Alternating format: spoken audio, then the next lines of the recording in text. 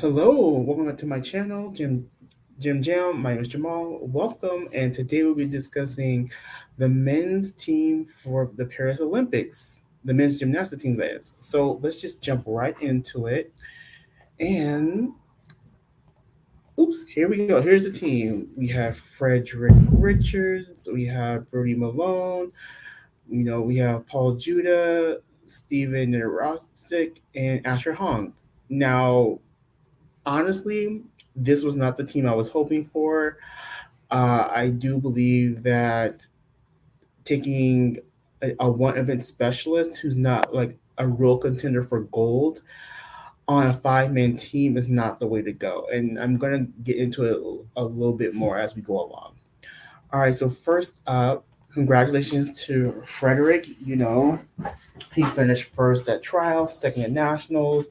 He's been on the rise since last year. He's our reigning world bronze medalist in the all around, and he's just done so well this past year. This is so well deserved. He, along with our next person, were pretty much universal locks for the team.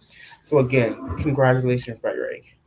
Next up, we have Brody Malone coming back after a severe injury to his knee slash leg, and he came back like hit the ground running. He won nationals, finished second at trials.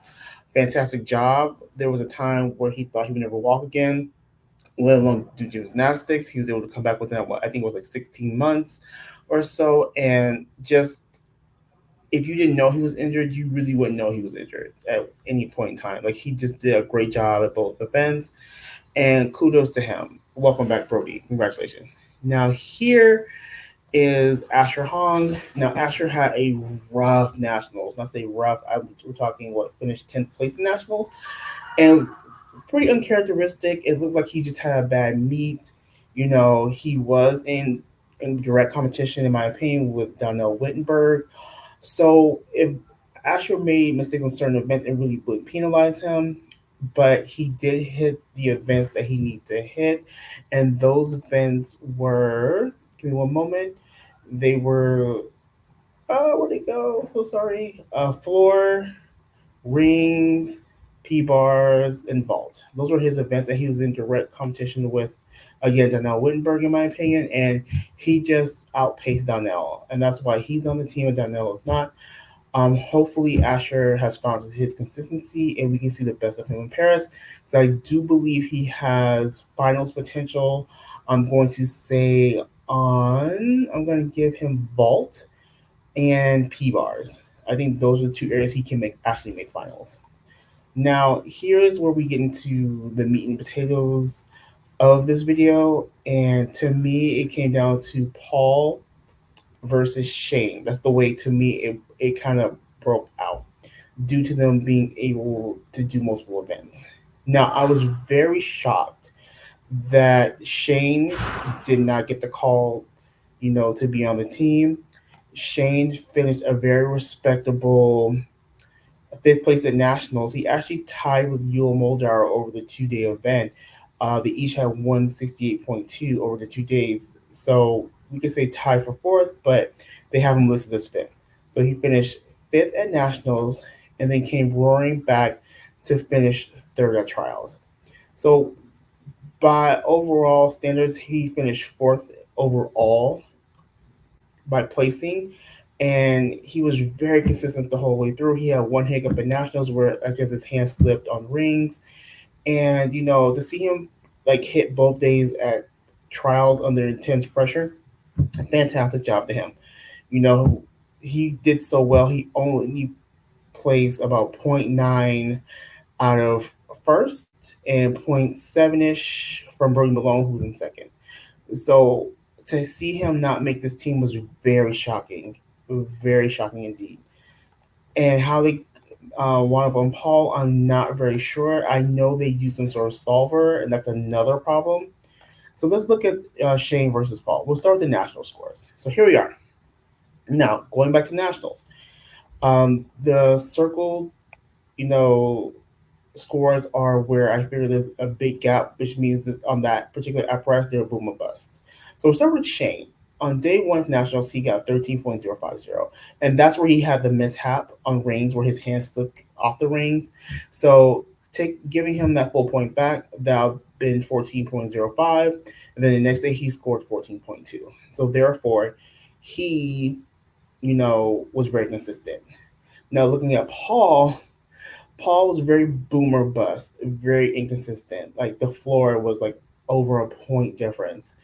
Vault 1.2, high bar like a 1.5 points, very like up and down boomer bust. Like that's what this team is going to be in my opinion. In Paris, boomer bust. So that's from nationals. Now let's go to trials. Now going to trials again, Shane finished third and Paul finished fourth. Paul was point 0.8 overall behind Shane over the 2 days. So again, Shane was very consistent. Now, high score for high score, floor X equal. Comparing Pommel horse, you're gonna say Paul 0.5. Then you go to rings, Shane plus 0.3. You go to vault plus 0.2. And then here the parallel bars, which is Paul's like by far weakest event. From what I've been told, I heard on the cover they said like Paul's like if you have to use me on P bars, we might be in trouble. But overall, there was only like best score to best score is only like a 0.5 gap, so not too horrible. And then on high bar 0.1, so overall very close. So I'm not sure how they wound up on Paul when the upside is not so much further over Shane. And I feel that Shane is the more consistent gymnast overall. So if we're going Paul versus Shane, I definitely would have taken Shane in this situation. How, again, I repeat this, I'm going to repeat this announcing how Shane did not make this team is beyond me. So now we're going to go to the most, I'm going to say problematic, controversial pick on this team, uh, Stepehn Nedoroscik. I mean, we're taking one person for one event on a five-man team. Solver or not, I'm going to need common sense to come into play on this one. So Shane got in over Khoi, and I'm pointing them head to head because of Pommel Horse, which is why Stepehn was taken. All right, so I know Khoi finished third at nationals, which is awesome, but then he had like a disastrous trials. I heard he had some sort of injury, and I feel really bad for him. To have one of your worst meets at the wrong time is heartbreaking for any you know athlete. But that being said, I'm not sure how you leave the reigning silver medalist on both vault and horse home. I mean, you're literally sacrificing a chance at two Olympic medals because of a solver, not because like you really feel that Khoi is the right way to go. There needs to be something done to where you can use the solver as a guide, but then the committee should be able to sit down and say, hey, this is what the solver gave us, but it really may not work for what we need. And what we need is a solid team that has a chance at a team medal. So let's look at Stephen scores from nationals. So he averaged a 15, but he scored a 15.4 on night one, 14.6 on night two. That's a zero point 0.8 gap. It's a lack of consistency there. Let's go to Khoi's. Now, this is Khoi's. Now, Khoi's, had a problem on night one, 12.6, and then came back with the 15. So Stephen's high score is 15.4, Khoi's is 15, so 0.4 difference. Mind you, Khoi's an all-rounder. He does all six routines. Stephen just has to sit and wait to do his one routine. So I don't feel that the all-rounder should be penalized in this situation. Now this is from trials. Stephen 14.45, then night two 14.85. So 0.4 difference, not too bad. But again, it's to me is not. These scores aren't enough to take him to the Olympics for one event. They're just not. Now going to Khoi, 11.65, disaster, then 14.52. Now, if you're going to say you're taking someone based on consistency and trending, you can make a case, but still, somebody from one event, no. And here's why I don't think taking Stephen is the right call. Let's go back to 2023 Worlds real quick. So here's 2023 Worlds. Now, Japan had the highest pommel horse score at 41.532. The US had 39.633. So we're going to say that's what, 1.9 difference, right? But we have to factor in that Khoi did fall in team finals. So that's a full point and probably loss of difficulty of the skill. So I'm just gonna give him back the 1 point for the fall. If Khoi stays on, the team scores at least a 40.633, which is zero point 0.9 away from Japan. So again, super close without the fall. Again, I don't think Steven's making up that delta because you have to look at it overall scores, and I'll touch on that in a little bit. Now, here's what the biggest problem with taking Steven. All right, so here's the team from last year. Now, Yule and Khoi are going to be replaced by Paul and Brody. Now, I'm going to stick Steven in Khoi's spot. Now, so here, Steven does his one event, which is horse, but you're losing two routines here. You're losing two routines just on Steven. So you have to put those extra routines on some other teammates. And you only have four other ones. It's not like it's a 6-man team where you have five other people to spread that out. No, you only have four. Now, also, we take into account that Yule is not on the team this time around for the Olympics. So I'm going to slide Brody into that spot. Now, Brody doing four events might be a tall ask, especially since Yule does floor and vault. On my team lines, I don't have Yule on floor and vault due to his injury. So we want to rest him as much as we can to get the most out of him. So that's another issue. So putting Steven on this team really handcuffs Team USA. And that's just the way I see it. Let me know in the comments. Are you on the same track as me, or do you think differently? I really want to know your thoughts because this is basically you're taking out six routines you have six routines available, but Steven going to do one, which leaves five to be dispersed elsewhere, which doesn't leave the team a lot of flexibility. Now, going here, these are the highest scores for the top, in my opinion, contenders and how they compare to Steven's best score. Now, Brody's best score is on P bar and high bar 14.9. Frederick on P bar is 15.05.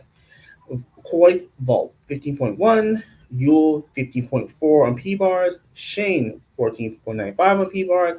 Paul's best 14.75 on 4X. Donnell 14.9 on vault. Asher 15.25 on vault, and Stevens, of course, 15.4 Pommel horse. Now, I'm bringing this up because I know people are going to say, the USA needs help on like Pommel horse. Agreed, but Stevens' score is not enough to really make up the delta, either on Pommel horse or overall. Because at the end of the day, the score is the score, no matter what apparatus you put it on. So, say someone like Asher throws up a 15.25 on vault versus, which is one of his best events, versus Stevens' only event of Pommel horse at 15.4. That's only up like really a 0.15 difference. You're telling me the team can't make up that 0.15 somewhere else, high score to high score, or if you want to say, well, the team's best score, on Pommels was like what, a 13.6 last year. Let me just double check. For Worlds, the best Pommel was from Khoi, and that was with the fall at 13.6. So, given Steven's best score from this year, that's a 1.8 delta. I think the USA can make up that 1.8 over, 5 2/3 events, accounting the other two Pommel scores. So again, I don't see where Steven really adds that value. I could be wrong. Let me know what your thoughts in the comments. And then to finish up the video, here are my potential team final lineups with the team that was chosen. I have on the vault, I have Asher, Frederick, and Paul. On Pommel horse, I have Paul, Brody, and then Steven. Still rings, I have Frederick or Paul. I'm not sure which way they're going to go. Brody and Asher. On vault, I have Frederick, Asher, and Paul. P bars, I have Brody, Frederick, and Asher. And for high bar, I have Paul, Frederick, and Brody. All right, guys, that ends this video. Please let me know your thoughts in the comments. I really want to know what you think about this team. Do you agree with the selection and the I guess the algorithm that they solver they use, or do you think that the team should be more balanced? And do you think someone got robbed? And also let me know who your team is. Let me know who your team is, and let's talk about it. Oh, one more thing. If you're not gonna take Khoi, they should have at least taken Shane instead of Stepehn. That would have given the team the flexibility and the consistency that they were looking for. So I'm going to leave it there again. Do you think Shane should have made it over Stepehn? Like I said, give me your team in the comments and we can go from there. Again, thanks for joining me, and I will see you in the next one. Bye.